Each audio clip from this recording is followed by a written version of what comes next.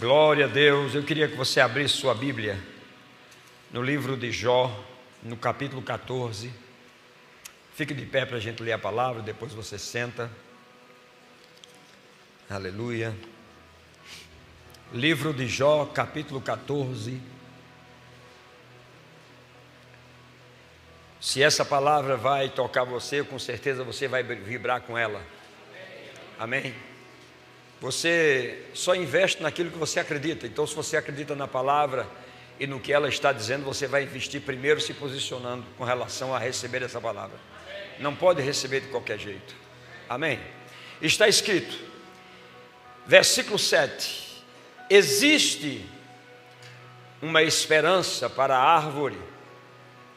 Existe uma esperança para a árvore, pois, mesmo depois de ter sido cortada, ainda se renovará, e não cessarão os seus frutos.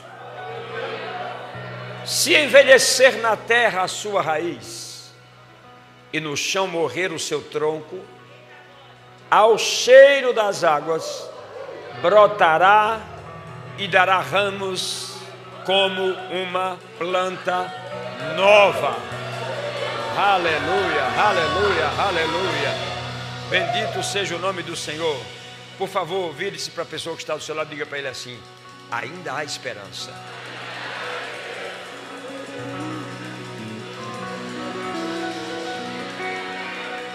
Eu acho que seu vizinho não ouviu. Diga novamente para ele: ainda há esperança.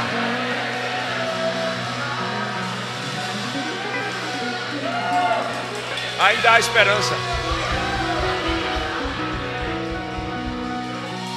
Ainda há esperança.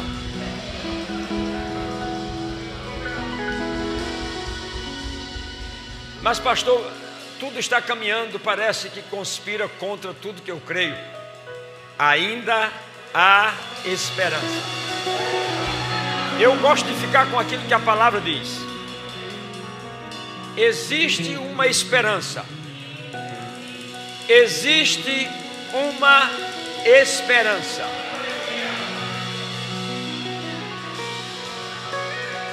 Eu estou olhando para uma pessoa aqui, com certeza que ainda existe esperança para essa pessoa. Esperança, esperança, esperança, esperança. Aleluia. Você pode orar, você pode orar. Existe uma esperança. Espera um pouco. Espera um pouco, espera um pouco. Existe uma esperança. Ore, ore. Diga, existe esperança. Diga, ainda há esperança. Porque mesmo que eu esteja cortado, mesmo que eu esteja sangrando, mesmo que eu esteja sentindo dores, diga, ainda há esperança. Diga, mesmo que o meu tronco esteja na terra e a minha raiz tenha secado, ainda há esperança. Ainda há esperança. Ainda há esperança. Ainda há esperança. Não, você tem que dizer isso outra vez. Ainda há esperança. Ainda há esperança. Ainda há esperança. Ainda há esperança. Ainda há esperança, ainda há esperança, ainda há esperança. Oh, aleluia.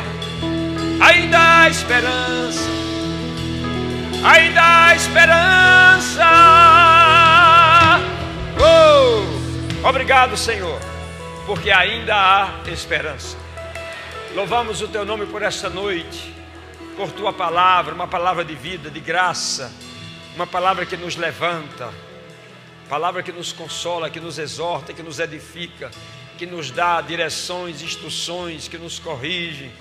Nós precisamos dessa palavra. E nós queremos nessa noite, Senhor, tomá-la para nós. Não importando aquilo que os nossos olhos possam estar vendo.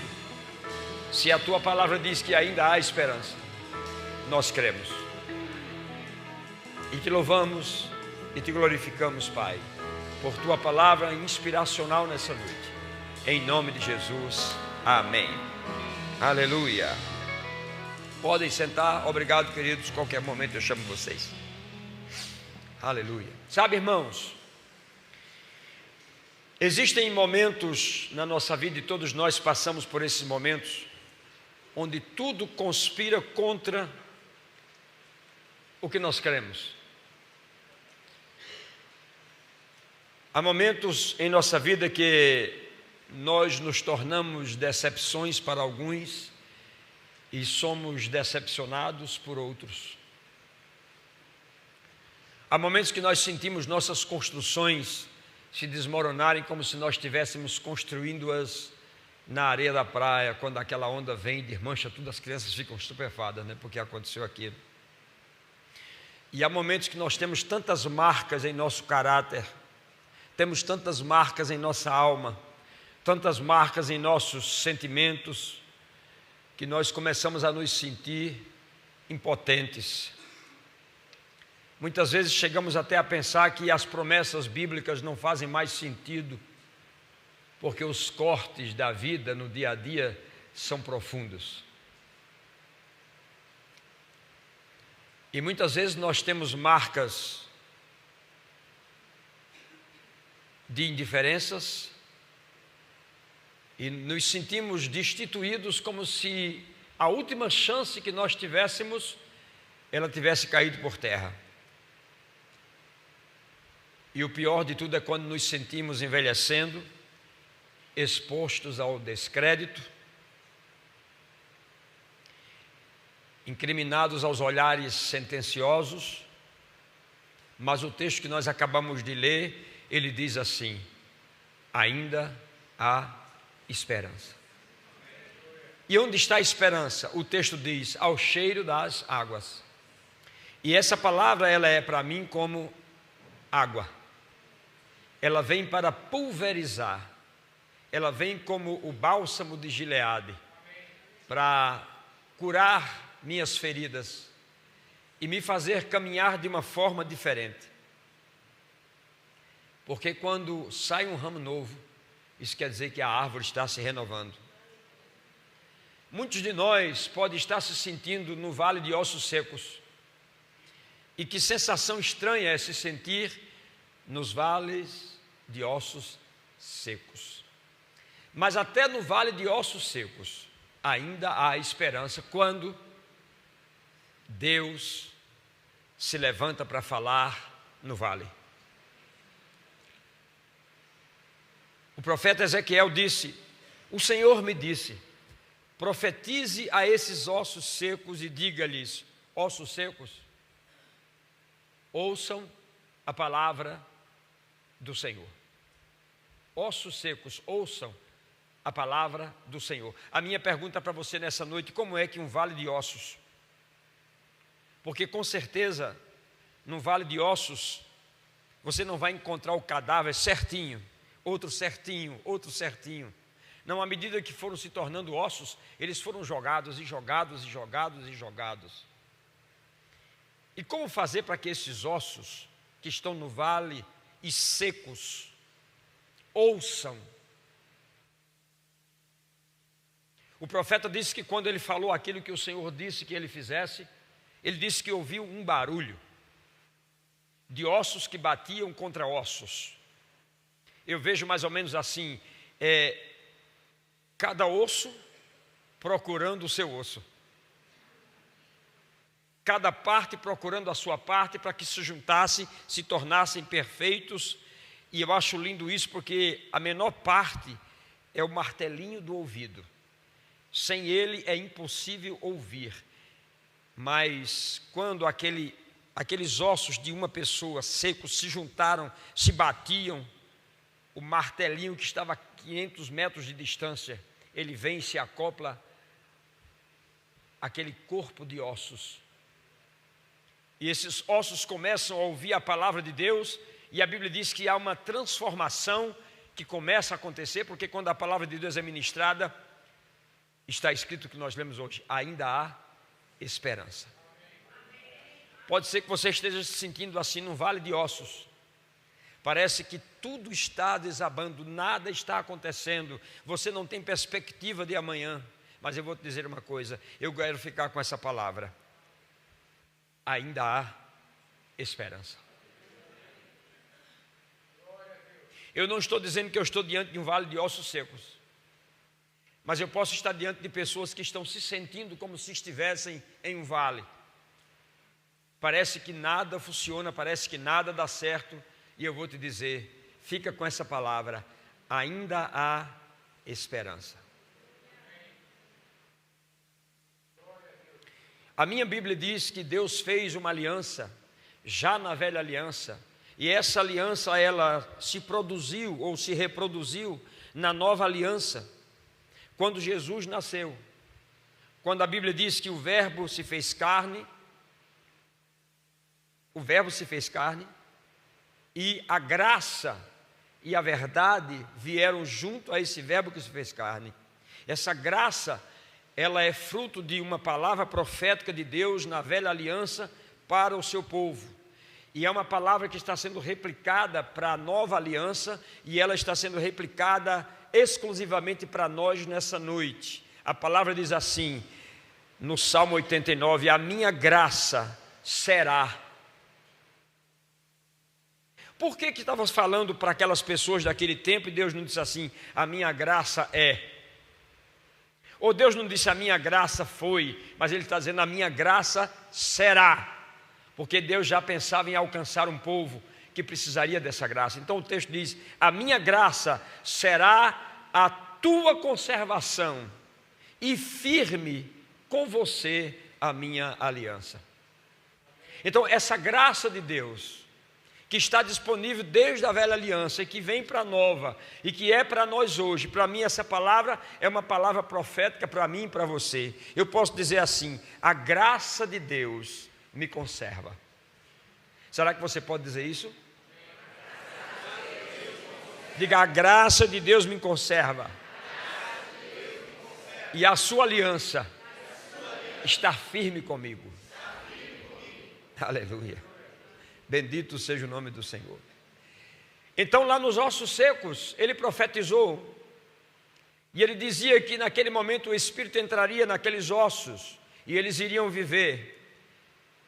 E de repente é uma cena que nós não podemos descrever através dos olhos naturais. Como seria aquele quadro daqueles esqueletos se levantando e tendões sendo formados. Só dá para entender como a gente vê naqueles desenhos animados, né? Uma árvore que está em pé seca, e de repente uma coisa verde, azul ou roxa vai levantando e vai tomando aquela árvore e ela vai tomando forma. É mais ou menos isso, é o que eu posso imaginar. É a vida de Deus adentrando naquele esqueleto e fazendo dele um novo homem para a glória de Deus. Ele diz tendões, carne e etc, e etc, e etc. Então nessa noite eu vou te dar um comando. E eu espero que você receba esse comando e você bote em prática. Ele é tão simples que talvez você nem perceba.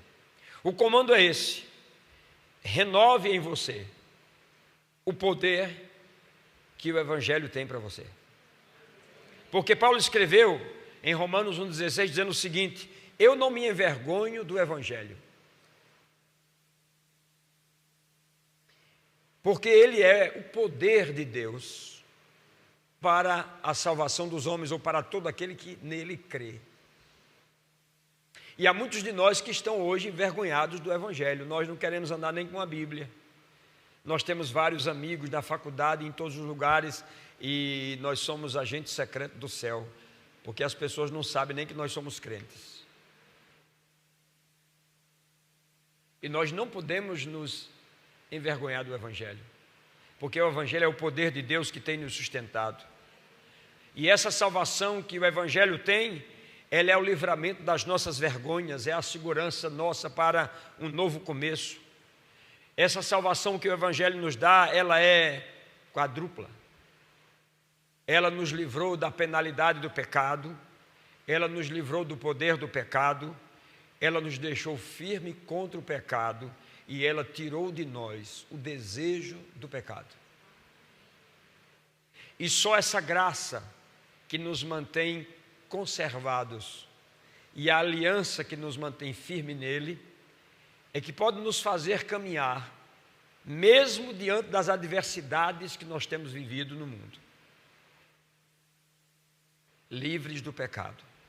Agora, pode ser que as vozes que estão ao seu redor, elas digam para você todos os dias: olha, não é bem assim, esse negócio de evangelho, esse negócio de crente, não sei, eu acho que isso não funciona, você não tem nem mais chance. E tem pessoas que dizem assim: depois de tudo que você fez, e o diabo às vezes está soprando isso nos seus ouvidos, depois de tudo que você fez, você às vezes até quer levantar, mas você ouve essas vozes, esses espíritos sedutores, que estão todos os dias maquinando contra você, dizendo: você não tem chance, você não tem mais jeito, olhe para a sua idade. E você fica com essas informações, esperando a morte chegar, quando a Bíblia diz que ainda há esperança. Diga outra vez. Então ouça essa voz. Ouça essa voz e coloque essa voz dentro de você. Ela diz: a minha graça será a tua conservação. A minha graça. Você sabe o que é uma conserva? É um líquido preparado para que algo seja colocado dentro dele e não se deteriore. Imagine isso agora. Não importa o que você tenha passado, não importa o que você tenha feito, não importa o que você tenha vivido, existe uma graça que, se você aceitá-la e se apoiar a ela, ela será a tua conservação, porque isso é uma palavra de aliança que foi dada por Deus. E essa palavra de aliança, ela não vai deixar de se cumprir na nossa vida, porque foi Deus que falou. Diga: Deus é bom. Eu gosto de olhar a vida de Davi e ver as lutas que Davi enfrentou por conta dos seus erros e da acusação dos seus inimigos. Em nenhum momento Deus deixou de mostrar a Davi as coisas que ele fez e que não deveria ter feito. E talvez a voz que sussurra nos seus ouvidos, ela mostre muito mais os erros que você cometeu do que dizendo para você que ainda há uma esperança. E com certeza foram muitos os acusadores de Davi. E é fato que Davi, muitas vezes, se você vai ler os salmos, parece no primeiro momento, quando ele está começando as suas orações, que ele está para desistir. Olha esse salmo. Ele disse: Senhor, eu estou cansado de tanto gemer.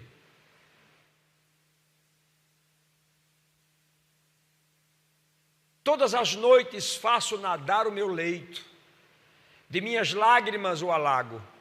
Meus olhos de mágoa, veja bem, se acham amortecidos, porque mágoas fazem isso. Envelhecem por causa de todos os meus adversários. Então você perceba que o que Davi estava passando quando escreve um salmo desse, não era uma coisa corriqueira nem simples. A Bíblia diz que ele estava gemendo. Em outro momento ele diz: as minhas lágrimas têm sido o meu alimento, de dia e de noite, enquanto me dizem continuamente: onde está teu Deus? Onde está teu Deus? Onde está teu Deus? Você já deve ter ouvido isso. E de tanto Davi ouvir isso, ele disse: as minhas lágrimas têm sido o meu alimento. Em outro texto ele disse: os sofrimentos são tão grandes que eu passo, que Deus chegou ao ponto de contar os meus passos, porque eu perdi o número de passos que eu dei de um lado para o outro. Tu contaste os meus passos quando sofri perseguições, recolheste as minhas lágrimas no teu odre, não estão elas escritas no teu livro? Agora, uma coisa que me chama a atenção é que você vê isso em alguns salmos no início, mas de repente, no meio do salmo, parece que Davi entra na lucidez e tudo aquilo que ele crê, ele traz à tona e ele começa a falar de uma forma diferente. Como se aquele gemido não existisse mais, como se aquela lágrima fosse agora uma lágrima de um outro nível, um nível de alegria pelo socorro de Deus que está chegando.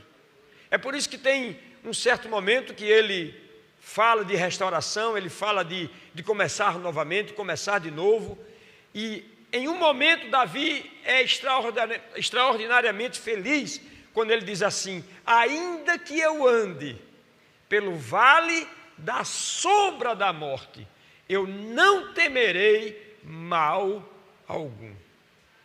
Esse ponto aqui me chama a atenção. Depois de todas as lamentações, depois de todos os questionamentos, ele vem a uma conclusão: ainda que eu ande pelo vale da sombra da morte. Agora, se nós pudéssemos interpretar o que é o vale da sombra da morte, era exatamente o vale dos ossos secos. Ali é o vale da sombra da morte, porque aqueles ossos lá estavam em uma sombra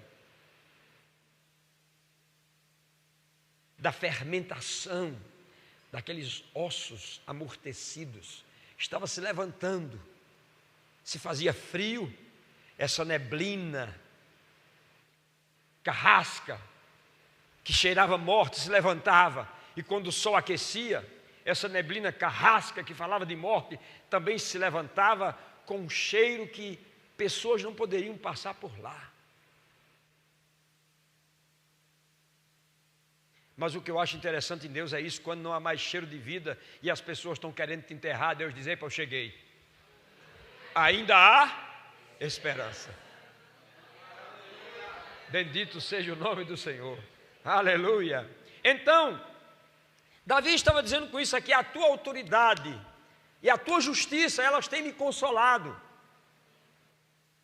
diante de tudo que eu tenho passado, mas eu tenho a autoridade que você tem sobre mim, eu tenho a justiça que você tem sobre mim. Então, ainda que eu ande nesse vale, eu vou viver, eu não vou temer, porque tu estás comigo. Bendito seja o nome do Senhor. Agora a minha pergunta é possível manter os olhos focados em Deus e na presença dEle, mas também está observando que os inimigos estão ao redor? Imagine esse quadro. Você está na África, de repente você se encontra sozinho na Alcateia dos Leões. Alcateia? É Alcateia? É isso mesmo, estou certo? Sim ou não? É a Alcateia de lobo e de leão, como é? Alguém sabe me dizer?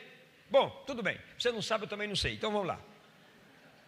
Então de repente você está rodeado de leões. Esses leões estão há vários dias sem comer. E eles estão ali para te devorar. Aí de repente alguém chega para te dar assistência. E alguém chega e prepara uma mesa. E os leões estão lá rodando, rodando. E é na presença desses inimigos que uma mesa é preparada. E nessa mesa preparada tem de tudo que você precisa. E alguém diz para você: sente na mesa e olhe para frente. Olhe para os seus inimigos.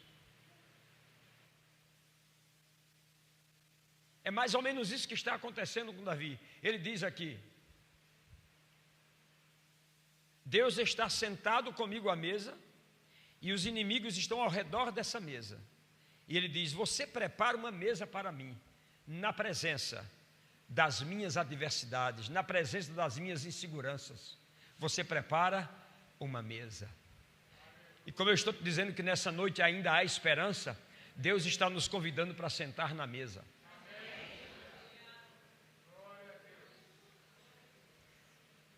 E os inimigos estão lá. Tu preparas uma mesa perante mim na presença das minhas inseguranças, das minhas dúvidas, dos meus questionamentos. Tu preparas uma mesa para mim na presença das minhas enfermidades. Tu preparas uma mesa para mim na presença dos meus vícios. Tu preparas uma mesa para mim na presença das minhas confusões. Tu preparas uma mesa para mim na presença das minhas intimidações. Tu preparas uma mesa para mim na presença das minhas frustrações. Tu preparas uma mesa para mim na presença das minhas limitações, na presença daqueles que dizem que eu não vou conseguir. Sabe por quê? Porque também a tua palavra diz: ainda há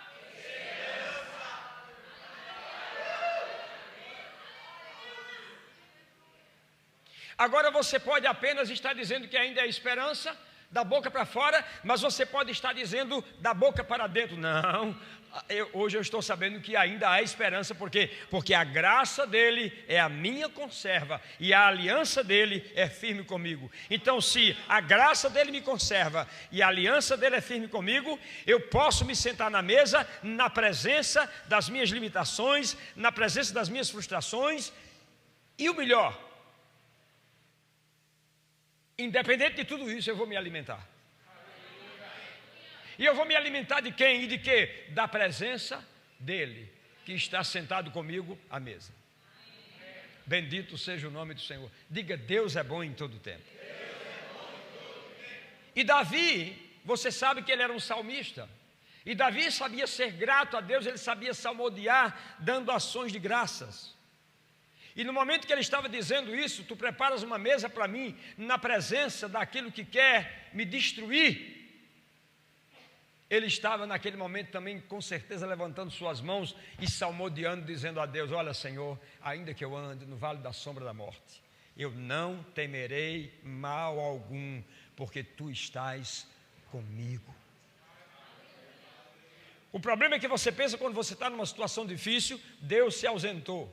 Não, Deus não se ausentou. A palavra dele é fiel. Ele diz: eu estarei contigo por onde quer que fores, não te deixarei e nem te desampararei. Não é porque você está passando uma situação difícil que Deus se ausentou de você. Não, Deus está com você. Naquele momento que Daniel estava na cova dos leões, Deus estava com ele. Os leões eram inimigos? Sim. Mas Deus estava com Daniel. E naquele dia aprova a Deus a dizer aos leões: jejum e oração. Nele ninguém toca. Eu quero que você saiba que a Bíblia nos deu ainda autoridade contra o inferno e o diabo. Mas eu vou te dizer, eu tenho que ser sincero com você, tem momentos que você está tão para baixo que você não tem nem força de orar. Mas por causa de uma palavra que nós temos, uma palavra: a minha graça te conserva e a minha aliança é firme contigo. Ele vai pegar na tua mão e vai te sustentar. Diga: ainda há esperança. Bendito seja o nome do Senhor. Agora eu tenho certeza absoluta, quando Davi diz: tu preparas uma mesa para mim na presença dos meus adversários, eu fico pensando quem foi que serviu Davi.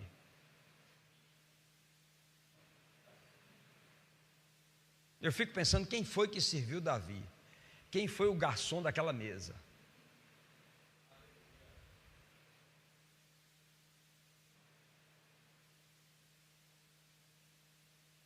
Será que você consegue nessa noite se ver se sentando nessa mesa, na presença de todas as suas limitações,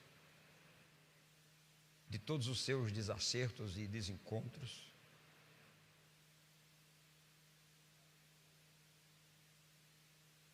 Se você consegue sentar nessa mesa, eu posso olhar para você e dizer: ainda há esperança. Eu já estive em algum tempo da minha vida, muito tempo atrás, junto com a irmã Liane, como uma árvore cortada. Nós não estávamos ainda mortos, nem o nosso caule estava no chão, mas nós estávamos sendo cortados por situações. Mas diga para o seu vizinho: árvore que dá fruto, Deus não corta. Diga: os problemas cortam, as frustrações cortam, as doenças cortam. Diga: mas Deus não. Diga: Deus limpa para que dê mais fruto.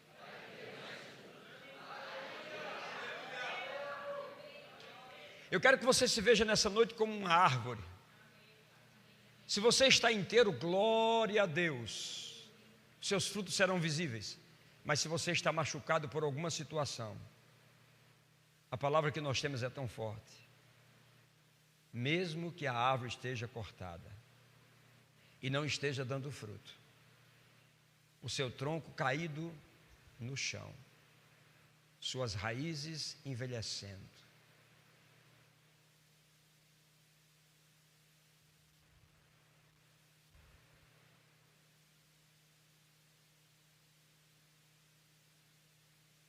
Um osso seco no monturo, ele tem vida em si próprio por 200 anos. Ainda é possível por 200 anos alguém pegar e ir no miolo daquele osso e trazer algo de vida.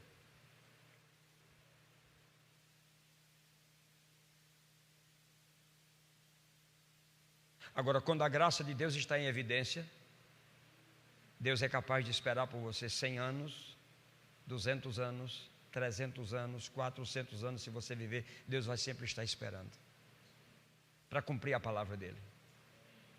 A minha graça te conservará. Se nós pudéssemos ouvir hoje, ou ouvir amanhã e todos os dias, quando nós acordássemos, a voz do Espírito dizendo: filho, tem uma promessa para você, tem uma palavra profética. Ele disse que a graça dele te conserva, a graça dele te conserva, a graça dele te conserva, porque a aliança dele continua sendo firme. E você diz: mas eu estou caído, eu pequei. Ele diz: a graça dele te conserva, a graça dele te conserva, porque a aliança dele é firme contigo. Você só precisa levantar. Levanta. Não, mas eu estou passando pelo vale da sombra da morte. É nesse momento do vale que Deus prepara uma mesa na presença dos seus adversários, para que você tenha aquilo que Ele sabe que você precisa, para que você seja alimentado. E Davi foi tão sábio que, além de dizer: tu preparas uma mesa para mim na presença dos meus adversários, ele diz mais. Ele olha para todas as situações e diz assim: minha cabeça está ungida com óleo e o meu cálice está transbordando. Mas a ameaça estava a metros. Mas enquanto Davi dizia isso, ele também dizia assim: Pai, porque a tua graça me conserva e porque a tua aliança é firme comigo, eu aguento os testes,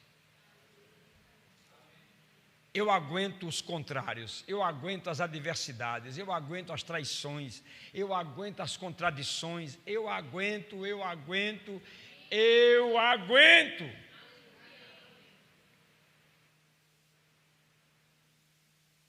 Acha para mim, pastor, o texto em vasos de barro, para que a excelência seja de Deus e não de mim. Acha esse texto para mim, por favor. Olhe para mim, nos meus olhos aqui, e diga: eu aguento,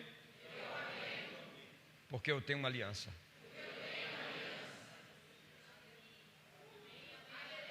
Diga outra vez: eu aguento, porque eu tenho uma aliança. E a aliança dele é firme comigo. E a graça dele tem me conservado.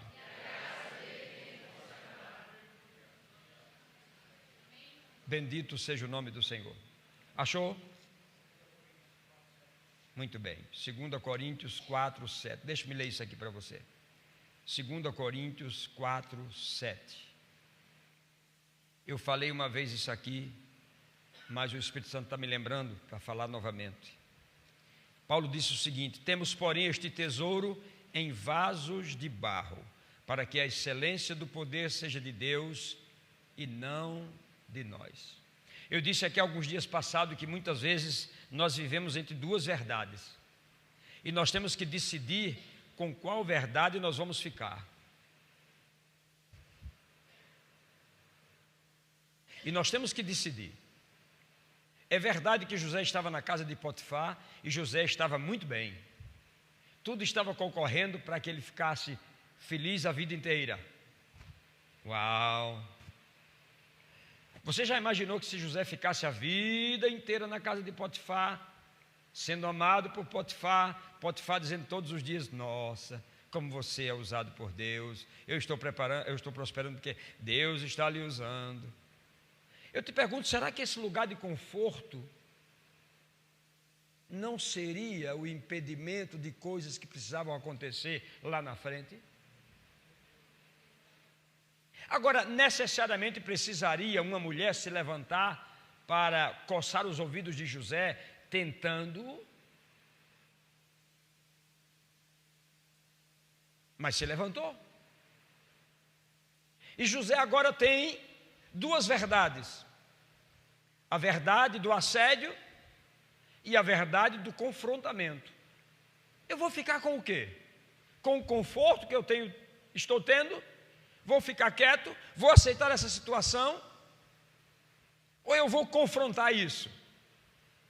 É verdade que eu estou sendo assediado, mas é verdade também que eu posso confrontar. Por quê? Por que eu posso confrontar? Porque eu tenho uma promessa bíblica de que a graça me conserva e a aliança dele comigo é firme.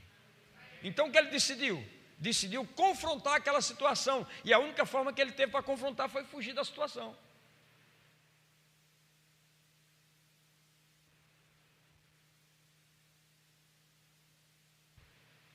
Porque havia um projeto futuro para José que nada poderia impedi-lo, nem o conforto e nem os confrontos.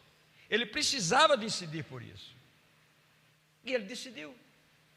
E você sabe o fim da história, como ele foi vitorioso. E aqui Paulo está passando a mesma situação. Paulo está no meio de duas verdades eminentes, claras e que estão lhe consumindo. Ele diz assim: em tudo somos atribulados. Isso é verdade ou não? Nós não somos atribulados? Isso é uma verdade. Mas ele diz: espera aí, essa verdade, ela não é absoluta. Eu tenho algo aqui. A verdade também que eu não sou angustiado. É verdade que eu estou sendo atribulado, mas é verdade também que eu não estou angustiado. É verdade que eu estou perplexo com as coisas que estão me acontecendo, mas é verdade também que eu não estou desanimado. É verdade que eu estou sendo perseguido por irmãos, por falsos irmãos, por autoridades e pela natureza até. É verdade que eu estou sendo perseguido, porém há uma verdade maior do que essa: eu não estou desamparado. Por quê? Porque ainda há esperança. Ele disse: é verdade que eu estou abatido, tudo isso me deixou um pouco para baixo, ao ponto de orar: Senhor, tira esse espinho de mim. É verdade, eu fiz essa oração, eu concordo que você saiba que eu fiz, mas é verdade também que eu estou abatido, mas não estou destruído. Sabe por que não estou destruído? Porque ainda há esperança.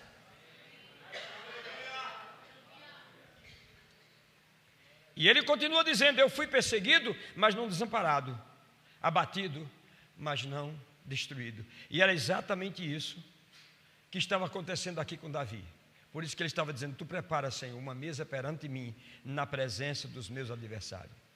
Então, Davi estava dizendo: eu estou sentado em meio às coisas que não fazem nenhum sentido para mim. Eu estou sentado diante de coisas que não fazem nenhum sentido. Agora, por que isso está acontecendo? Por que eu estou aqui numa mesa e os inimigos estão todos rodeando a mesa? E por que essa mesa foi preparada na presença dos inimigos? Porque era o que ele mais tinha.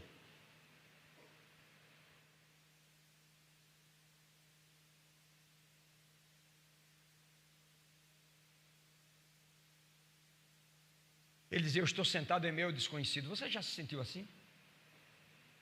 Sentado em meio ao desconhecido.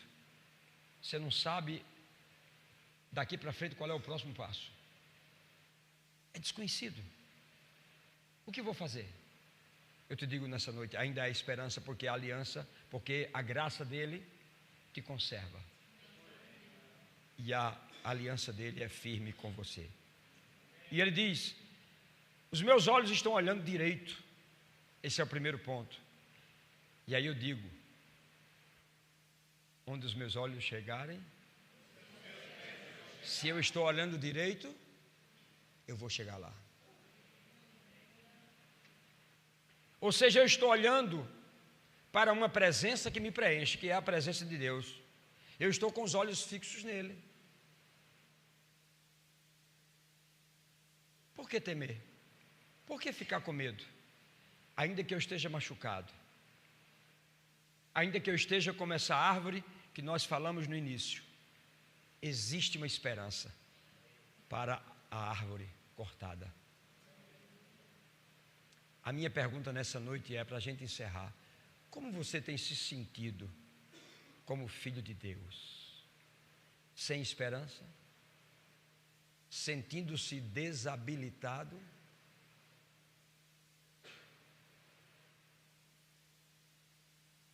Eu posso imaginar como Tadeu e Luciana, eles têm se sentido nesses últimos dias.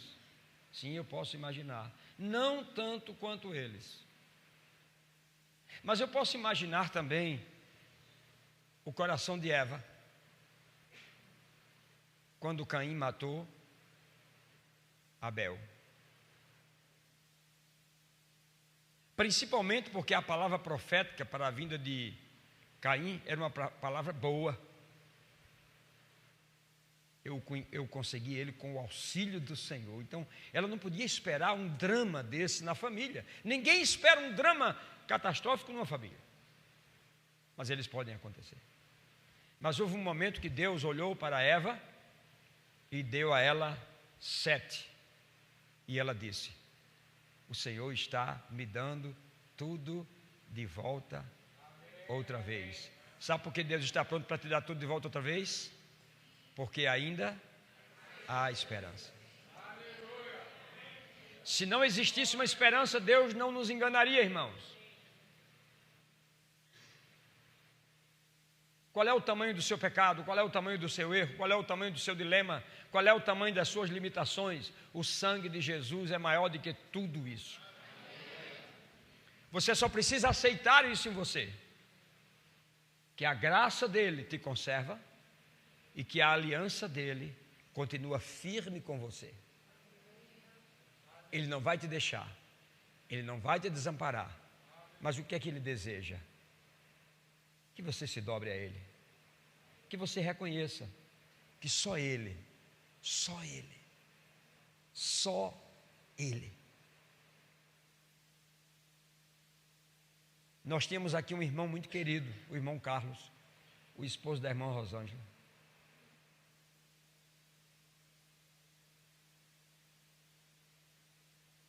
Homem de Deus, silencioso, pronto para toda obra que nós precisássemos. Um homem que lia meus pensamentos. Ele chegava na segunda-feira e eu dizia: irmão Carlos, já sei, pastor, o senhor quer que eu faça isso, isso, isso? Já vou começar agora. Não, mas toma pelo menos café. Não estou nem com fome. Ele não comia bem de manhã. E ele já ia fazendo. E nós perdemos esse irmão no momento crucial que nós estávamos de mudança. Era uma mudança radical. E ele era aquela pessoa que ia nos ajudar de uma forma, porque ele tinha uma habilidade dada por Deus. Se você chegasse na frente dele com o seu carro batido, ele dizia: eu posso ficar com o seu carro no final de semana? Aí você deixava o carro no final de semana, na segunda-feira teu carro estava do mesmo jeitinho, pronto. Você precisava de levantar uma parede em casa, fazer qualquer coisa, ele se disponibilizava. Trabalhava a semana inteira, mas se disponibilizava. Era um coração extraordinário. Esse homem se foi. A irmã Rosângela ficou com 2 filhos. Como você acha que ficou a vida dela? De repente ela tem um marido que chega do trabalho todos os dias, que janta, que come, que brinca, mas de repente ela chega em casa e está faltando um na mesa. Está faltando o seu companheiro de dormida. Como você acha que uma pessoa assim se sente? Mas eu posso dizer, irmão Rosângela, ainda há esperança. Porque mesmo a árvore cortada, o seu tronco no chão e suas raízes envelhecendo, morrendo, quando a água passar, só o cheiro está vindo a água, isso vai fazer diferença. E sabe por que você está de pé ainda hoje? Porque você sabe que ainda há esperança. Fique de pé. Eu quero que você ore e você diga para você mesmo nessa noite, enquanto você ora. Sabe, eu sei que eu estou diante de muitas pessoas aqui que têm sonhos. Você sabia que ter sonhos é uma coisa muito séria? Porque a gente queria que os sonhos acontecessem assim. Mas às vezes não acontece assim. Todo sonho a gente passa por um processo. E às vezes para chegar lá no sonho, a gente passa por algumas situações, e muitas delas que a gente nem espera que aconteçam, mas elas acontecem. Mas nós ouvimos o ministro de música hoje à noite dizendo: hoje é noite de ressurreição. Então eu creio que todas as árvores que estão aqui nessa noite, machucadas ou não, dando fruto ou não dando fruto, nessa noite Deus está dizendo para você: ainda há esperança. Você só precisa pegar. Então eu falava dos sonhos. Eu creio que nesta noite Deus está restaurando os sonhos. Eu creio nessa noite que Deus está enviando anjos para te rodear, para te dizer: está chegando, está chegando, está chegando, não desista. Você tem crido, você tem acreditado, você tem orado, então não desista, não desista, não desista, porque ainda há esperança. E mesmo que apareça alguém dizendo: olha, é melhor você desistir disso, que não vai ter jeito, saiba de uma coisa: se o teu sonho, se o teu projeto for algo de Deus, ninguém vai poder matar o teu sonho. Você sabe cantar essa canção, não sabe? Sim? Vamos cantar essa canção. Vocês me permitem mudar o script? Aleluia. Oh, glória a Deus. Os meus olhos veem sonhos sendo restaurados aqui. Meu Deus, quantas palavras poderosas. A graça dele está te conservando, irmão. Não desista, não desista, não desista. Persevere, persevere. Mas está difícil. Ei, quem disse que é fácil? Mas se ele está dizendo que há esperança, então creia. Creia, porque aquilo que você está esperando vai chegar, aquilo vai acontecer.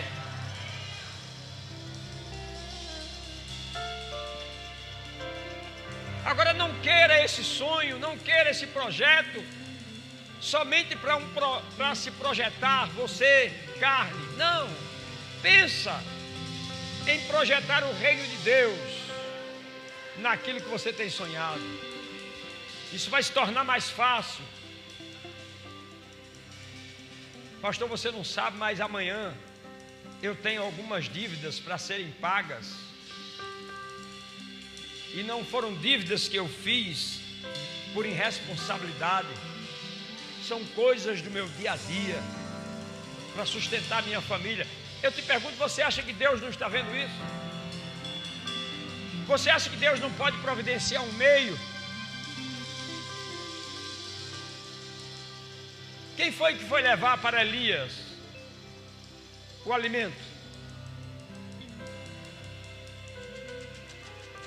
Você não sabe qual é o corvo que está chegando e que nessa noite já está lhe sobrevoando, querendo saber sua necessidade. É isso que eu estou vendo aqui, pássaros voando sobre vocês, querendo saber tua necessidade.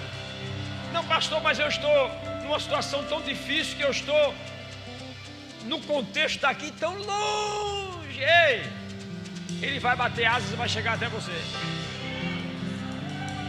Sabe por quê? Porque ainda há esperança.